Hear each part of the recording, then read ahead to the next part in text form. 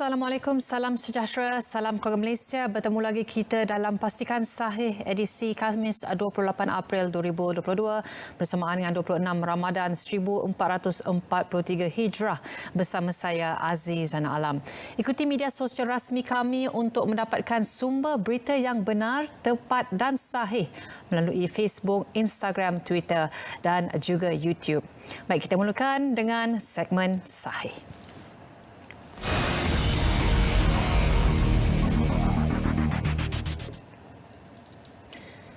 Jabatan Kemajuan Islam Malaysia JAKIM ingin merujuk pada satu isu penetapan tarikh Hari Raya Aidilfitri pada tahun ini yang sedang tular di media sosial. Seperti sedia maklum, Malaysia menggunakan kaedah ruqyah dan hisab dalam menentukan awal bulan Hijri, termasuk tarikh awal puasa, Hari Raya Aidilfitri dan Hari Raya Aidiladha. Kaedah ini adalah selaras dengan kehendak syarak dan mengikut kaedah ilmu falak dan astronomi yang telah dipersetujui oleh semua negeri. Berkaitan penentuan awal Syawal atau tarikh Hari Raya Aidilfitri pada tahun ini, aktiviti cerapan rasmi di seluruh negeri di Malaysia akan dilaksanakan di 29 lokasi pada petang Ahad 29 Ramadan bersamaan 1 Mei 2022. Aktiviti cerapan anak bulan ini dilakukan oleh Jawatan Kuasa Melihat Anak Bulan Ruqyah Negeri yang dipengerusikan oleh Sahibus Samahah Mufti Negeri. Jabatan Kebajikan Masyarakat JKM juga ingin memaklumkan bahawa informasi yang tular di laman sosial berhubung dengan bantuan suri rumah adalah palsu. Untuk makluman orang ramai, JKM tidak menyediakan bantuan suri rumah seperti yang tular baru-baru ini.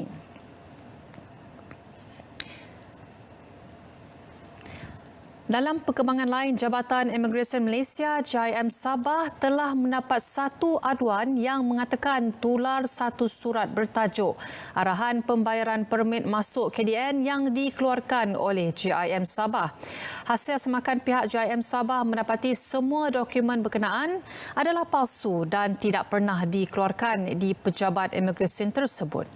JIM Negeri Sabah menasihatkan orang ramai agar tidak terpedaya dengan sindiket pemalsuan dokumen dan berhubung terus ke pejabat imigresen yang terdekat bagi mendapatkan maklumat yang lebih tepat.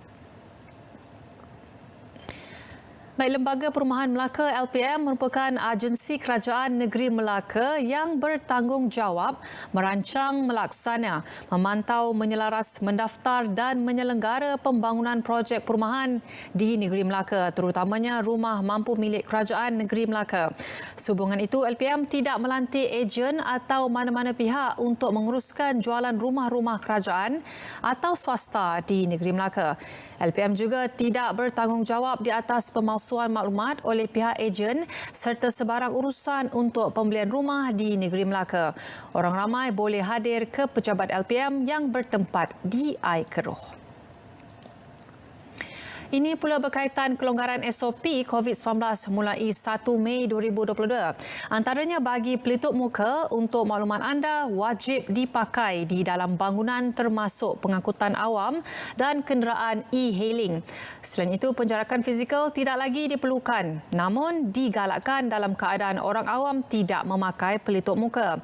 Seterusnya, pendaftaran daftar masuk ataupun check-in adalah dimansuhkan serta kemasukan ke premis dibenarkan tanpa mengira status vaksinasi kecuali mereka yang berstatus berisiko tinggi atau di bawah HSO.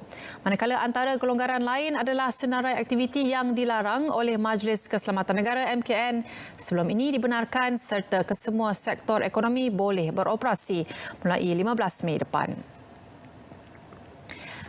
Seterusnya, daftar masuk MySejahtera tidak lagi diperlukan mulai Mei depan. Daftar masuk ini tidak lagi diwajibkan bagi memasuki premis ataupun kawasan awam serta kemasukan ke premis juga dibenarkan tanpa mengira status vaksinasi. Bagi kes positif COVID-19 berstatus risiko tinggi dalam MySejahtera serta mereka yang berada di bawah HSO pula adalah dilarang memasuki premis serta pemilik premis dikehendaki untuk menyemak status risiko pengunjung di dalam aplikasi tersebut. Baik, ini adalah panduan dan saranan yang anda boleh gunakan bagi pemakaian pelitup muka bermula Mei ini.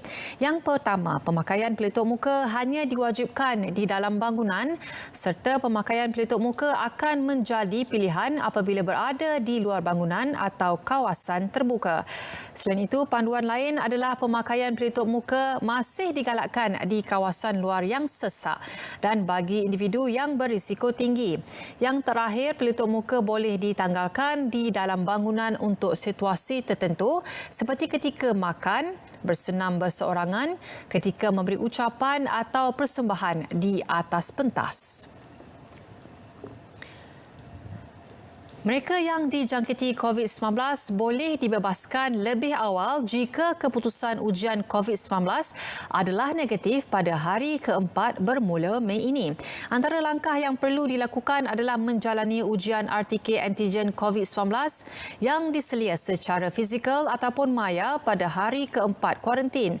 Keputusan ujian itu kemudiannya dimuat naik dalam aplikasi MySejahtera oleh pengamal perubatan. Seterusnya, jika keputusan ujian adalah negatif dan telah dikemaskini di dalam MySejahtera, pesakit terlibat boleh menamatkan perintah kuarantin yang dijalankan. Namun, sekiranya keputusan masih menunjukkan tanda positif, mereka harus melengkapkan kuarantin 7 hari tersebut serta tiada ujian lanjut diperlukan selepas hari ke-7 kuarantin dilakukan. Sempena Aidilfitri minggu hadapan, kerajaan bersetuju untuk memberikan tol percuma dan diskaun kepada keluarga Malaysia yang pulang berhari raya. Pelaksanaan tol percuma ini bermula 12.30 malam pada 30 April hingga jam 11.59 malam pada 1 Mei 2022 kepada semua kelas kenderaan.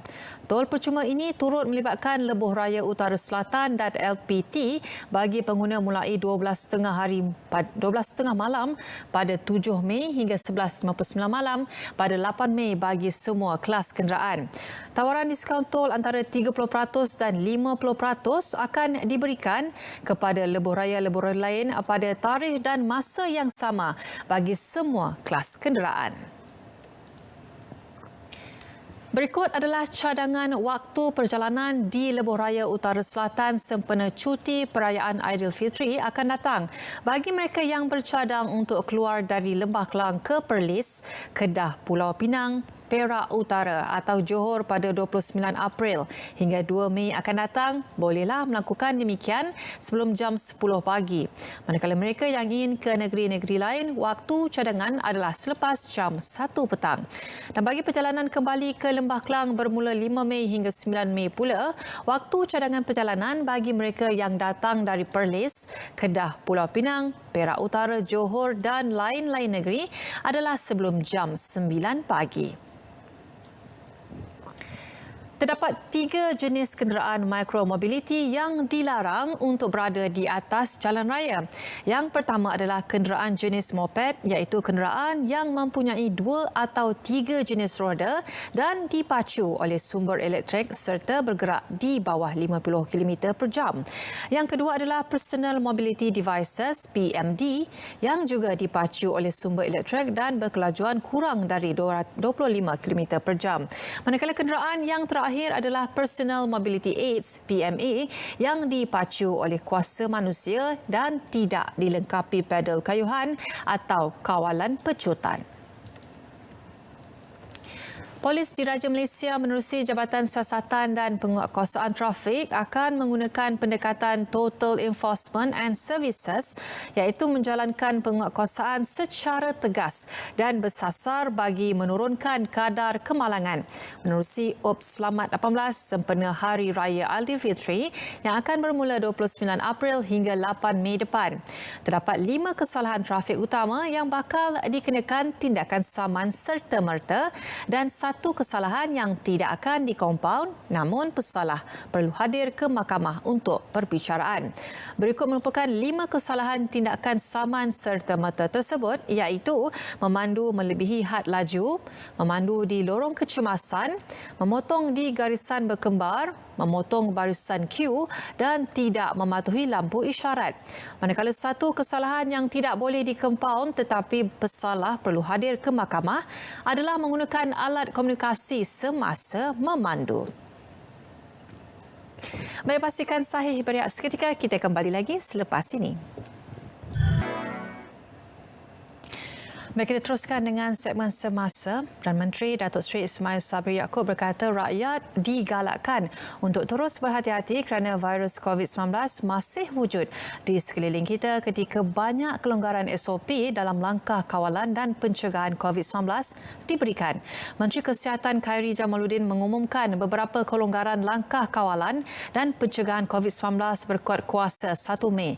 Antaranya pemakaian pelitup muka di luar bangunan akan menjadi pilihan, bukan lagi satu kewajipan selain tidak wajib mengimbas aplikasi MySejahtera untuk memasuki premis.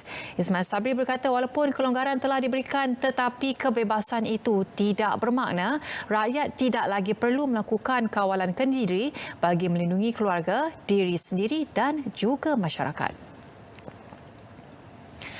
Kabinet telah bersetuju dan mengarahkan Kementerian Wilayah Persekutuan melaksanakan tindakan drastik pelan jangka pendek bagi mengatasi masalah banjir kilat di Kuala Lumpur. Menurut Menteri Wilayah Persekutuan Datuk Seri Dr. Syahidan Kasim, kementeriannya melalui Dewan Bandaraya Kuala Lumpur DBKL serta agensi-agensi yang terlibat akan memaksimumkan operasi dan langkah-langkah penyelesaian pantas dengan kadar segera. Beliau memaklumkannya kepada media pada Majlis Nur Ramadan bagi meraihkan kaki tangan Kementerian Wilayah Persekutuan dan agensi-agensinya di sini. Antaranya pelan jangka pendek yang akan dilaksanakan adalah menempatkan 10 petugas di 25 lokasi banjir bagi melakukan kerja-kerja pengurikan longkang, membaiki dan melebarkan longkang sedia ada serta menyanggara secara berterusan aset tempatan banjir. Sebanyak 40,000 tan metrik sisa domestik dikutip di bandaraya ini setakat hari ke-20 Ramadan tahun ini, meningkat berbanding 32,000 tan metrik tahun lepas. Ketua Pegawai Eksekutif Alam Flora Sdn Bhd Alam Flora, Datuk Muhammad Zain Hassan berkata, kutipan tahun ini adalah yang tertinggi bagi tempoh 4 tahun sejak 2019 dan ia adalah dijangka berikutan Bazar Ramadan beroperasi seperti biasa, seterusnya menerima lebih ramai pengunjung. Muhammad Zain menarik perhatian apabila berkata makanan yang tidak dihabiskan atau tidak disentuh termasuk bahan pembungkus seperti beg plastik sekali guna antara penyumbang utama peningkatan jumlah sisa pepejal di Kuala Lumpur tahun ini. Beliau berkata penjanaan sisa pepejal dijangka berterusan dan meningkat sehingga minggu pertama Aidilfitri kerana kebajikan sektor telah dibenarkan beroperasi. Kerajaan Negeri Johor memberi cuti kelepasan am pada 2 Mei ini sempena sambutan Hari Raya Aidilfitri. Menteri Besar Johor Dato' On Hafiz Ghazi berkata, Majlis Mesyuarat Kerajaan hari ini bersetuju mengisytihar tarikh itu sebagai Hari Kelepasan Am, cuti khas peristiwa bagi Negeri Johor yang terpakai kepada semua jabatan negeri, badan berkanun, pihak berkuasa tempatan, syarikat berkaitan kerajaan dan swasta. Beliau berkata kuasa bagi mempertimbangkan kelulusan cuti kelepasan am. Cuti khas peristiwa adalah mengikut Seksyen 9-1 Akta Hari Kelepasan 1951, Akta 369 dan Kerajaan Negeri mempertimbangkan pelbagai perkara bagi pemberian cuti berkenaan. Antaranya Hari Pekerja pada 1 Mei iaitu pada Ahad dan Johor tidak terlibat dengan cuti gantian. Kesesakan lebuh raya lumrah musim perayaan di Malaysia. Namun suasana itu tidak dapat disaksikan 2 tahun lalu kerana sekatan perjalanan. Tahun ini aliran trafik dijangka melonjak menjelang Aidilfitri memandangkan warga kota teruja merayakan 1 Syawal bersama keluarga di kampung. Pemberian tol percuma dan diskaun di lebuh raya seluruh negara sempena Aidilfitri pasti kabar gembira buat keluarga Malaysia yang merancang pulang ke kampung. Namun pemandu dan kenderaan perlu sentiasa dalam keadaan selamat selain sedia menghadapi kemungkinan pemanduan untuk tempoh yang panjang. Kementerian Perdagangan Dalam Negeri dan Hal Ehwal Pengguna KPDN HEP Melaka mengingatkan penjual daging lembu supaya tidak mengambil kesempatan menjual melebihi harga ditetapkan dalam skim harga maksimum musim perayaan Hari Raya Puasa SHMMP 2022. Esko Perpaduan Penerangan Sumber Manusia dan Hal Ehwal Pengguna Negeri Nui Hee Sem berkata KPDN HEP tidak berkompromi dengan mana-mana peniaga yang gagal mematuhi peraturan dan akan terus dikompaun. Mengulas selanjut, beliau berkata sebanyak 19 jenis barangan ditetapkan harga maksimum semasa pelaksanaan skim tersebut melibatkan hasil laut, barangan kering, sayuran dan juga daging.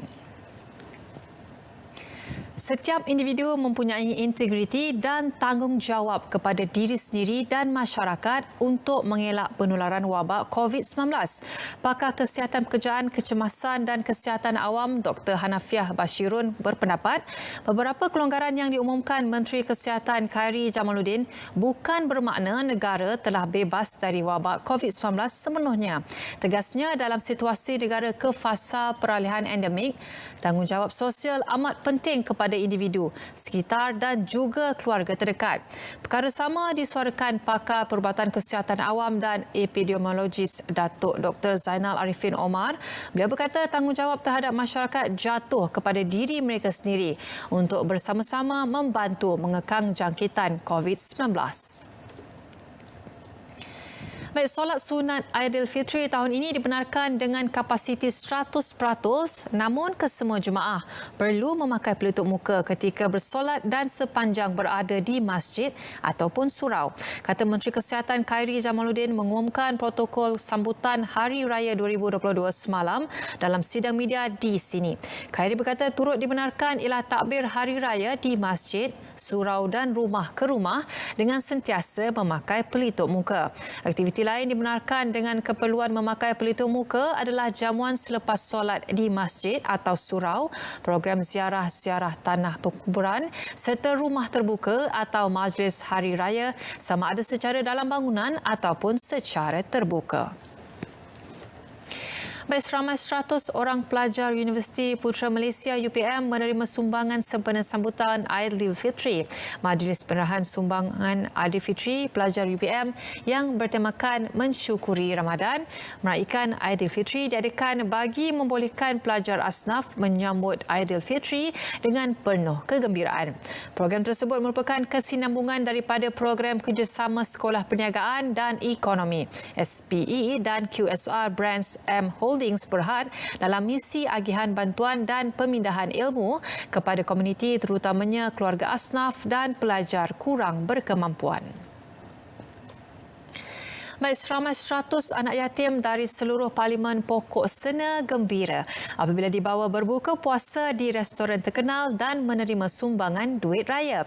Sumbangan disampaikan oleh Esko Penerangan Komunikasi dan Multimedia, Perdagangan Dalam Negeri dan Hal Ehwal Pengguna Negeri Kedah, Romani Wan Salin, sempena majlis iftar bersama anak yatim di restoran Gemilang Hutan Kampung malam ini. Sumbangan iftar dan duit raya disumbangkan oleh Pertubuhan Dufa Sejahtera dan Farhan Travel dalam ucapannya. Romani berharap sumbangan tersebut dapat menceriakan sambutan Hari Raya Aidilfitri buat anak-anak yatim berkenaan. Baik, kepantasan sepasang suami isteri berlari keluar rumah sebaik mendengar jeritan meminta pertolongan berjaya menyelamatkan jiran mereka dalam kebakaran membabitkan 4 rumah di Hala Taman Meru 10, Taman Meru Fasa 2B di Ipoh malam tadi.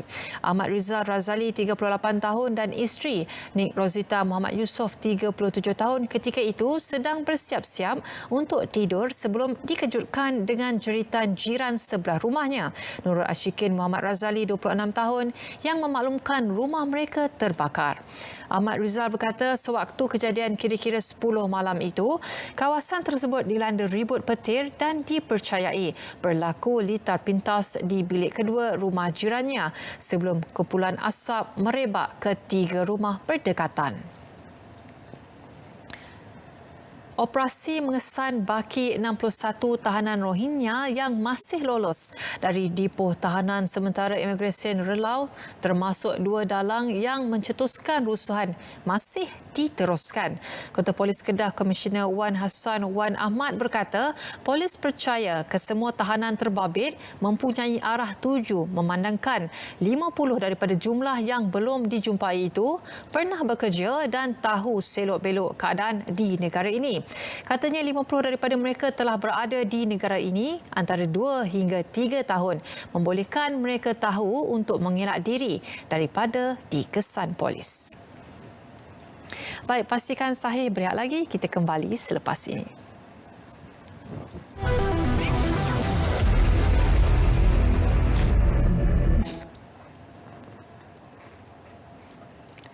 Baik, bagi segmen notifikasi, jangan lupa untuk saksikan Inklusif malam ini jam 8.40 malam bersama dengan Yang Berhormat Datuk Seri Alexander Nantalinggi, Menteri Perdagangan Dalam Negeri dan Hal Ehwal Pengguna. Juga saksikan Lensa IPT pada hari Jumaat jam 9 malam dengan tajuk Peranti Siswa Keluarga Malaysia bersama dengan Encik M.A. Sivanesan iaitu Timbalan Ketua Setiausaha iaitu Infrastruktur Telekomunikasi dan Ekonomi Digital Kementerian Komunikasi dan Multimedia Malaysia. Borak dulu baru buka, saksikan lagu raya di akhir Ramadan pada 30 April ataupun pada hari Sabtu jam 7 malam ini bersama dengan pengacara Amin Idris, juga bersama Wani Hasrita dan juga Kir Rahman, dan juga panel yang dijemput adalah Ustaz Ahil Hai dan juga antaranya adalah personaliti jemputan Sarah Suhairi. Saksikan secara langsung di TV1 dan juga ulangan 12.30 hari di TV OK. Baik, ini adalah harga runcit produk petroleum bagi tempoh 28 April 2022 sehingga 4 Mei 2022. Harga RON 97 naik 13 sen ke harga RM3.94 seliter dan juga bagi RON 95 tiada kenaikan disaksikan iaitu kekal pada harga RM2.05 seliter. Juga bagi diesel tiada kenaikan dilakukan iaitu kekal pada harga RM2.15 seliter.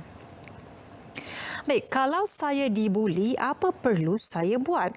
Jangan gelabah. Simpan bukti sama ada video, gambar, tangkap layar ataupun screenshot perbualan serta komen dan juga lain-lain. Blok si pembuli di telefon atau di media sosial. Baik, tarikh tutup permohonan dilanjutkan sehingga 30 April 2022. Ini adalah bagi dana kandungan digital sektor filem, dana filem cereka antaranya pembiayaan sehingga RM1.5 juta dan juga dana khas filem pendek pembiayaan sehingga RM30,000, juga dana dokumentari kenegaraan seni budaya dan warisan pembiayaan sehingga RM250,000. Baik, sekian sahaja daripada saya untuk hari ini. Jangan lupa untuk terus bersama kami esok jam 3.30 petang. Dengan itu, salam keluarga Malaysia. Assalamualaikum dan jumpa lagi.